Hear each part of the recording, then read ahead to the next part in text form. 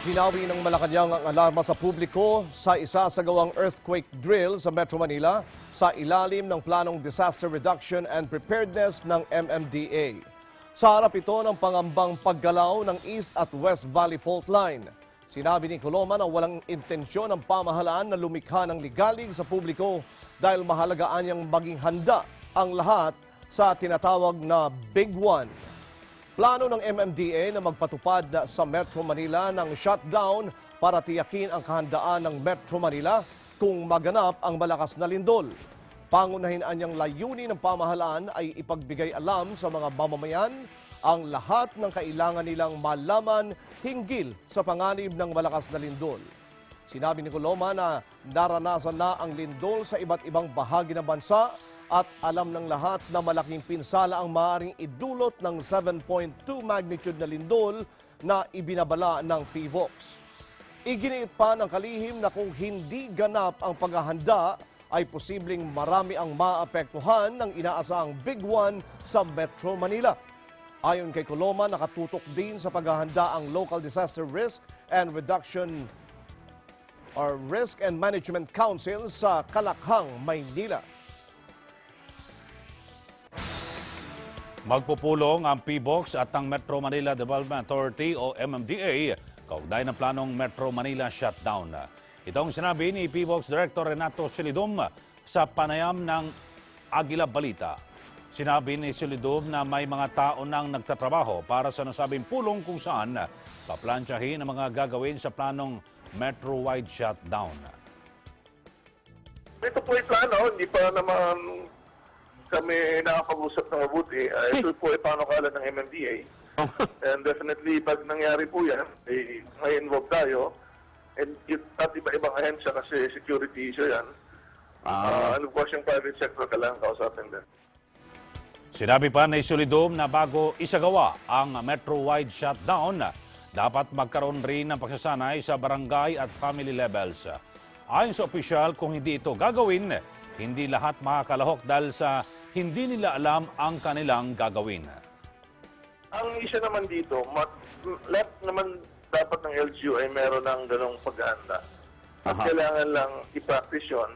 Siguro, individual and family level, siguro kailangan ngayon yung media para maipaliwanag, maipaalala sa kanila kung anong dapat ginagawa.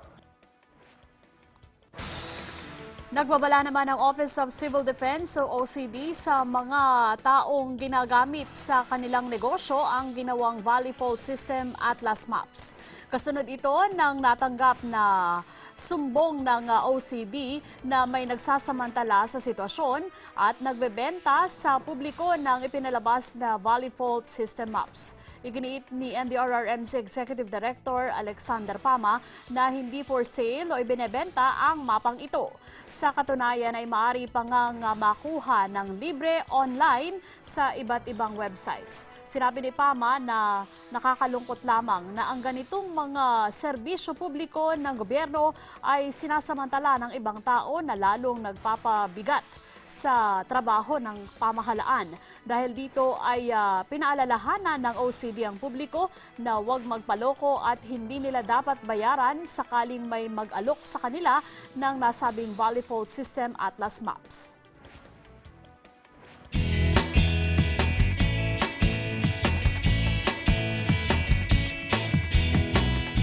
Naglabas ang Department of Education o DepEd ng digitized map ng mga eskwelahan na maaaring maapektuhan sa pagkakataong gumalaw ang West Valley Fault. Tiniyak ng DepEd sa mga magulang at estudyante na hindi na magagamit sa pagbubukas ng klase sa June 1 ang mga gusali sa loob ng paaralan na nakatayong direkta o malapit sa West Valley Fault. Inanunsyo rin ni DepEd Secretary Armin Luistro ang mga paaralan na nakita o malapit sa West Valley Fault at kabilang dito ang Barangka National High School sa Marikina at Karahume Elementary School sa Bulacan. Inaalis naman sa listahan ng Barangka Elementary School at Tibagan Elementary School at High School sa mga paaralan na nasa West Valley Fault. Mag-aanunsyo rin ang ahensya kung itutuloy ang pagbubukas ng klase sa June 1 sa Pedro E. Diaz High School dahil sa 4 na gusaling nakita sa ibabaw ng West Valley Fault. Sinasabing nasa mahigit 6,000 estudyante ang nag-aaral sa Pedro E. Diaz High School.